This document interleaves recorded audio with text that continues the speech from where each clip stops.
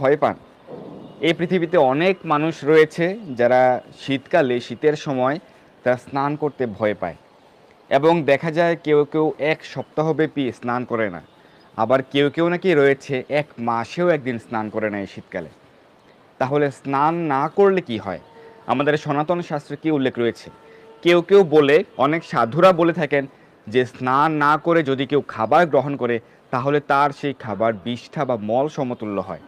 এটি কি আসলে শাস্ত্রে রয়েছে? সেই সম্পর্কে আজকে আমরা জানবো। এবং স্নান করার গুরুত্ব, প্রতিদিন স্নান করার গুরুত্ব সম্পর্কে শাস্ত্রে কি উল্লেখ রয়েছে সেই সম্পর্কে আজকে আমরা জানবো। তো শীতকালে অনেকে সপ্তাহব্যাপী বা মাসব্যাপী স্নান করেন না।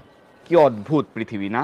এই ভারতে বা বাংলায়ও এরকম অনেক মানুষ রয়েছেন যারা শীতকালে সপ্তাহে একদিন স্নান করেন, কেউ কেউ 2 সপ্তাহে একদিন স্নান করেন, আবার কেউ মাসে একদিন স্নান করেন। কারণ তারা ঠান্ডাকে, এই শীতকে এত ভয় পান, তারা স্নান করতে পারেন না। তো তারা কিভাবে শুচিশুদ্ধ হন? আমি শুনেছিলাম ফ্রান্স সহ ইউরোপের কিছু দেশে তারাও এরকমভাবে স্নান করে না দীর্ঘদিন ব্যাপী। তাদের গায়ে যে দুর্গন্ধ হওয়ার কথা সেটি থেকে পরিত্রাণ পাওয়ার জন্য তারা নানা প্রকার বডি স্প্রে ইউজ করে। তো সেটির মাধ্যমে কি আসলে পবিত্রতা লাভ সম্ভব? আপনার কি মনে হয়? এবং স্নান করার গুরুত্ব সম্পর্কে শাস্ত্রে কি উল্লেখ রয়েছে? অনেকে বলে থাকেন, আচ্ছা আমি কি স্নানের সময় গরম জল ব্যবহার করতে পারবো? ঈষৎ উষ্ণ জল, হালকা গরম জল ব্যবহার করতে পারবো? অনেকে বলে না না, শাস্ত্র অনুযায়ী গরম জল ব্যবহার করা যাবে না। আসলে শাস্ত্রে কি উল্লেখ রয়েছে সেটিও আজকে আমরা জানবো। তো প্রতিদিন স্নানের গুরুত্ব সম্পর্কে আমাদের শাস্ত্র উল্লেখ রয়েছে। প্রতিদিনই স্নান করতে হবে। যারা সাধু সন্ত, যারা কৃষ্ণ ভক্ত, তারা প্রতিদিন কমপক্ষে একবার ভোরবেলায় তারা স্নান করেনি, কিন্তু কেউ কেউ বেশিরভাগ ভক্তগণে প্রতিদিন অন্ততপক্ষে 2 বার স্নান করেন। আপনি জানেন কি, যারা ব্রহ্মচারীগণ রয়েছেন তাদের অবশ্যই প্রতিদিন 2 বার স্নান, এবং সন্ন্যাসীদের অবশ্যই 3 বার স্নান করা উচিত প্রতিদিন। আর যারা সাধারণ ভক্তগণ রয়েছেন অন্ততপক্ষে একবার স্নান করুন, প্রতিদিন অন্ততপক্ষে একবার প্রাতঃ স্নান করুন। সেটির গুরুত্ব আমাদের শাস্ত্রে বিশেষভাবে উল্লেখ রয়েছে। আজকে আমরা সংক্ষেপে সেটি জানবো। তো আমাদের এই মানব দেহের 9টি দ্বার বা 9টি ছিদ্র রয়েছে। সেগুলি কি কি? 2 চোখ, 2 কান, নাকের 2টি ছিদ্র এবং মুখ। এই হলো 7টি দ্বার, এবং উপস্থ এবং পায়ু। এই 9টি দ্বার রয়েছে আমাদের মানব দেহে। 9 দ্বার বিশিষ্ট আমরা মানব শরীর প্রাপ্ত হয়েছি। তো এই 9 দ্বার সহকারে আমাদের যে লোমকূপ রয়েছে, লোমকূপ, সেগুলি দিয়েও নানা প্রকার মল নিঃসৃত হয়। সেগুলি আমাদের শাস্ত্রে উল্লেখ রয়েছে। এই 9টি দ্বারের প্রতিটি দ্বার দিয়ে নানা প্রকার, বিভিন্ন প্রকার মল নিঃসৃত হয়। যেমন কান দিয়ে এক প্রকার মল নিঃসৃত হয়, নাক দিয়ে এক রকমের মল নিঃসৃত হয়, সেরকমভাবে চোখের এক প্রকার ময়লা রয়েছে, মল মানে হচ্ছে ময়লা। সেরকমভাবে 9টি দ্বার দিয়ে প্রাকৃতিকভাবে মল বের হয়, এবং আমাদের লোমকূপ দিয়ে ঘাম নিঃসৃত হয়। সে কারণে আমাদের এই মানব শরীর, মানব দেহ প্রতিদিনই অপবিত্রতা লাভ হয়। সে কারণে পবিত্রতা বিধান করা অবশ্যই কর্তব্য, অর্থাৎ প্রতিদিন স্নান করা অবশ্যই কর্তব্য, বাহ্যিক শুদ্ধিকরণের জন্য, বাহ্যিকভাবে পবিত্রতা লাভের জন্য। এবং যারা প্রতিদিন প্রাতঃ স্নান করেন তারা যেরকমভাবে বাহ্যিকভাবে পবিত্রতা লাভ করেন, সেরকমভাবে মন, বুদ্ধি, চেতনাও কিন্তু কিছুটা পরিশুদ্ধ হয়। তো সেই কারণে প্রতিদিন স্নানের গুরুত্ব রয়েছে আমাদের শাস্ত্রে।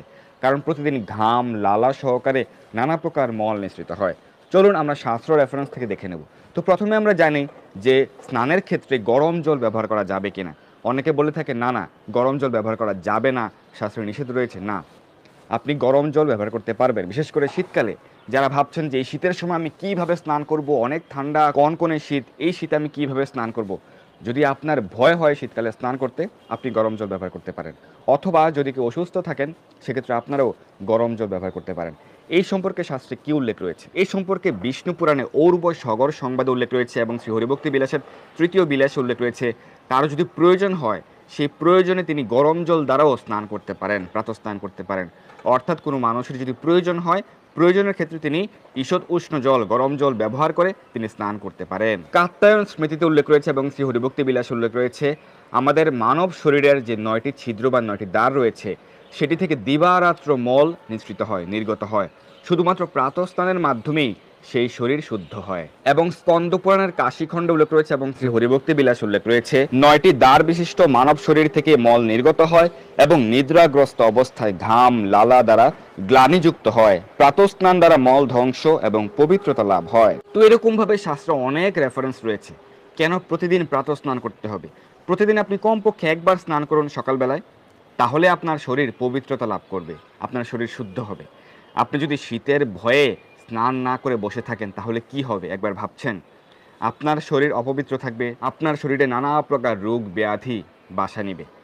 এছাড়াও আরও একটি গুরুত্বপূর্ণ পয়েন্ট রয়েছে, সেটি হচ্ছে আপনি স্নান না করলে কি খাওয়া দাওয়া বন্ধ করে দেবেন? আপনি নিশ্চয়ই খাচ্ছেন, প্রতিদিন সকালে দুপুরে রাতে আপনি খাবার গ্রহণ করছেন, কিন্তু অনেকে বলে থাকেন যে স্নান না করে খেলে নাকি মল বা বিষ্ঠা ভোজন হয়। এ সম্পর্কে শাস্ত্রে কি উল্লেখ রয়েছে সেটি আমরা এখন দেখে নেব। শাস্ত্রে আসলে কি রয়েছে? কেউ যদি স্নান না করে খাবার গ্রহণ করে তাহলে সে আসলে কি ভোজন করে সেটি আমরা শাস্ত্র থেকে দেখে নেব। এই সম্পর্কে পদ্মপুরাণে কি উল্লেখ রয়েছে? পদ্মপুরাণের দেবহূতি বিকুণ্ডল সংবাদ এবং শ্রী হরিভক্তি বিলাসের তৃতীয় বিলাসে উল্লেখ রয়েছে, যে ব্যক্তি স্নান না করিয়া ভোজন করে সে মল বা বিষ্ঠা ভোজন করে। স্নান না করিলে মানব অশুদ্ধ হয় এবং তাহার প্রতি পিতৃবর্গ ও দেবগণ প্রসন্ন হন না। স্নানহীন ব্যক্তি পাতকী ও সর্বদা অপবিত্র। তো পদ্মপুরাণের দেবহূতি বিকুণ্ডল সংবাদে অনেক গুরুত্বপূর্ণ সিদ্ধান্ত প্রদান করা হয়েছে। অনেকগুলি পয়েন্ট এখানে উল্লেখ রয়েছে।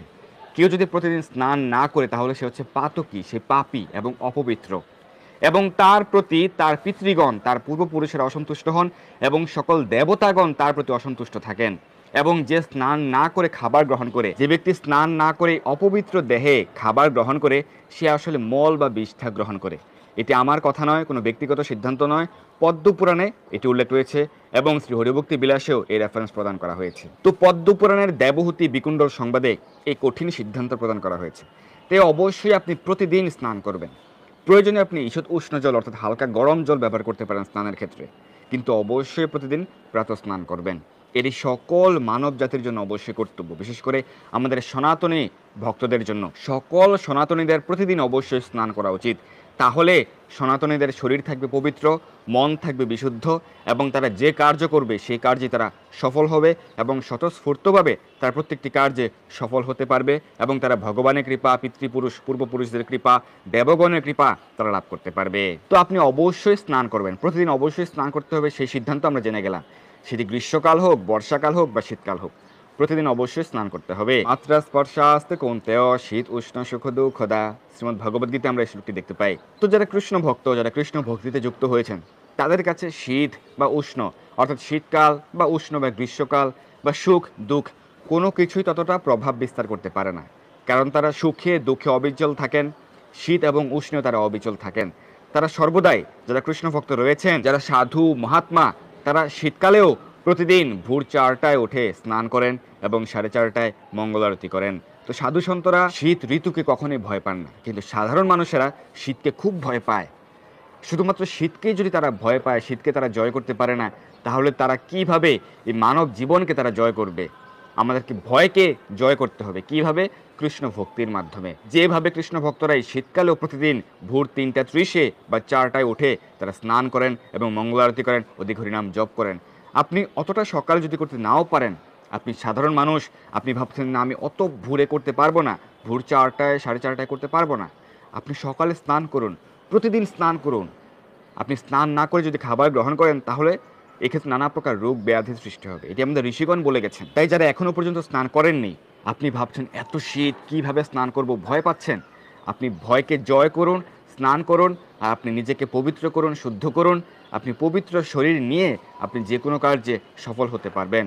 এবং আমাদের শাস্ত্রে উল্লেখ রয়েছে, বিশেষ করে কৃষ্ণ ভক্তগণ এই সিদ্ধান্ত পালন করেন, সকল বৈষ্ণবের এই সিদ্ধান্ত পালন করেন, প্রতিবার মল ত্যাগের পর অবশ্যই স্নান করা কর্তব্য। আপনি যখন কোনো পবিত্র কার্য করবেন, আপনি কোনো হোম বা যজ্ঞ করবেন, ভগবানের সেবা পূজা আদি করবেন, তার পূর্বে অবশ্যই স্নান করে শুদ্ধ হয়ে পবিত্র বস্ত্র পরিধান করে তারপর সেই কার্য করতে হয়। এবং শাস্ত্র উল্লেখ রয়েছে, যারা ব্রহ্মচারী তাদের প্রতিদিন 2বার স্নান করা উচিত, এবং যারা সন্ন্যাসী তাদের প্রতিদিন 3বার স্নান করা উচিত। আপনি যদি মন্দিরে যান তাহলে দেখবেন মন্দিরের যে ভক্তগণ রয়েছেন, মন্দির নিবাসী ব্রহ্মচারী ভক্তগণ, তারা প্রতিদিন ভোরবেলায় স্নান করেন, ভোর 4টায় বা তার পূর্বে স্নান করেন। আবার দুপুরবেলায় তারা তাদের সকল কাপড় চোপড় ভালো করে ধৌত করেন, তারপর পুনরায় তারা আবার স্নান করেন। এবং যারা সন্ন্যাসী তারা 3 বেলা স্নান করেন। বেশিরভাগ ভক্তদেরই প্রতিদিন কমপক্ষে 2বার স্নান হয়েই যায়। বেশিরভাগ ভক্তদের আমি দেখেছি আমার জীবনে, বেশিরভাগ ভক্তরা প্রতিদিন 2বার স্নান করেন। তাহলে আপনি কেন ভয় পাচ্ছেন? যদি ভক্তরা প্রতিদিন 2বার 3বার 4বার স্নান করতে পারে, আপনি একবার করতে পারবেন না? অবশ্যই পারবেন, যদি আপনার সদিচ্ছা থাকে। আপনি প্রয়োজনে হালকা গরম জল, কুমকুম গরম জল ব্যবহার করতে পারেন স্নান করার জন্য। এবং স্নান করার ক্ষেত্রে উলঙ্গ হয়ে স্নান করা নিষেধ। সেটি আমাদের শাস্ত্রে রয়েছে এবং স্বয়ং ভগবান শ্রীকৃষ্ণ গত দাপড়িলেও সেটি উল্লেখ করেছেন। শ্রীমদ্ ভাগবত মহাপুরাণের দশম স্কন্ধে এটি উল্লেখ রয়েছে। তাই উলঙ্গ হয়ে স্নান করবেন না, আপনি বস্ত্র পরিধান করে আপনি স্নান করবেন। এবং যারা পবিত্র নদীতে স্নান করতে পারছেন না, পুকুরে স্নান করতে পারছেন না, আপনার বাড়িতেই আপনার স্নানাগারে 3 বার গঙ্গা গঙ্গা গঙ্গা উচ্চারণ করে আপনি স্নান করতে পারেন। অথবা আপনি যে জল দ্বারা স্নান করবেন সেই জলে আপনি গঙ্গা আবাহন মন্ত্র আপনি উচ্চারণ করতে পারেন। ওম গঙ্গে চ যমুনে চৈব গোদাবরী সরস্বতী নর্মদে সিন্ধু কাবেরী জলে অস্মিন সন্নিধিম কুরু। তাহলে আপনি প্রতিবারই যখন স্নান করবেন প্রতিবার আপনার গঙ্গা স্নান হয়ে যাবে। আবার অনেকে প্রশ্ন করেন, যদি আমি স্নান না করি তাহলে কি আমি হরিনাম জপ করতে পারবো, তাহলে আমি গীতা পাঠ করতে পারবো? গতকালও আমি এরকম প্রশ্ন পেয়েছি। গতকাল একজন প্রশ্ন করেছিলেন, আমি প্রতিদিন স্নান করতে পারি না, শীতকে আমি অনেক ভয় পাই, এই শীতকালে আমি প্রতিদিন স্নান করি না, সেক্ষেত্রে আমি কি হরিনাম জপ করতে পারবো, গীতা পাঠ করতে পারবো? এরকম প্রশ্ন আমরা পেয়েছি। তো সেই ক্ষেত্রে আমাদের সিদ্ধান্ত হচ্ছে অবশ্যই স্নান করতে হবে, প্রতিদিন অবশ্যই স্নান করতে হবে। আপনি প্রয়োজনে গরম জল বা উষ্ণ জল ব্যবহার করতে পারেন, কিন্তু অবশ্যই প্রতিদিন স্নান করতে হবে। স্নান করে শুদ্ধ বস্ত্র পরিধান করে আপনি হরিনাম জপ করবেন, তাহলে আপনি জপের পূর্ণ ফল প্রাপ্ত হবেন। স্নান করে আপনি ভগবানের সেবা পূজা, শাস্ত্র অধ্যয়ন, গীতা ভাগবত পাঠ প্রভৃতি করবেন, তাহলে আপনি ভগবানের বিশেষ কৃপা আপনি প্রাপ্ত হবেন। তাই আপনি অবশ্যই প্রতিদিন স্নান করবেন। কিন্তু কেউ যদি অনেক বেশি অসুস্থ হন, অনেক বেশি অসুস্থ যে তিনি বিছানা থেকে উঠতে পারছেন না, স্নান করতে পারছেন না, সেক্ষেত্রে তিনি তার হাত পা মুখ ভালো করে ধৌত করে, হাত পা ধুয়ে তিনি হরিনাম জপ করতে পারেন, জপমালা হরিনাম জপ করতে পারেন এবং তিনি গীতা ভাগবত পাঠ বা শ্রবণ করতে পারেন, সেটি ভিন্ন বিষয়। কিন্তু যারা সুস্থ রয়েছেন, সুস্থ শরীরে রয়েছেন, সুস্থ সনাতনী, তাদের অবশ্যই প্রতিদিন স্নান করা কর্তব্য। তাই আপনি প্রতিদিন স্নান করার মাধ্যমে আপনার নিজের জীবনকে, মানব জীবনকে ধন্য করুন, সার্থক করুন এবং ভগবানের বিশেষ কৃপা লাভ করুন। এবং যারা আপনার বন্ধু বান্ধব রয়েছে, যারা শীতকালে স্নান করতে ভয় পায়, আপনি তাদেরকে চেনেন, কারা কারা শীতকালে স্নান করে না, তাদেরকে মেনশন করে দিন বা তাদের কাছে পৌঁছে দিন আমাদের আজকের এই আলোচনা। যেহেতু আজকে আমরা শাস্ত্র সিদ্ধান্ত শ্রবণ করেছি, তাই সকলকে জানিয়ে দিন যে তোমাদেরকেও শীতকালে স্নান করতে হবে। কেন শীতকালে স্নান করতে হবে, শীতকালে স্নান না করে খেলে কি হবে, মল বা বিষটা ভোজন হবে। তো সেই কারণে শীতকালে স্নানের কেন গুরুত্ব রয়েছে সেই সম্পর্কে তুমি জেনে নাও এখনই। তাই সকলের কাছে পৌঁছে দিন, আপনার পরিবার পরিজন, বন্ধু বান্ধব, আত্মীয় স্বজন যারা শীতকালে স্নান করতে ভয় পায়, তাদের সকলের কাছে আমাদের আজকের আলোচনাটি পৌঁছে দিন। ধন্যবাদ সবাইকে। হরে কৃষ্ণ।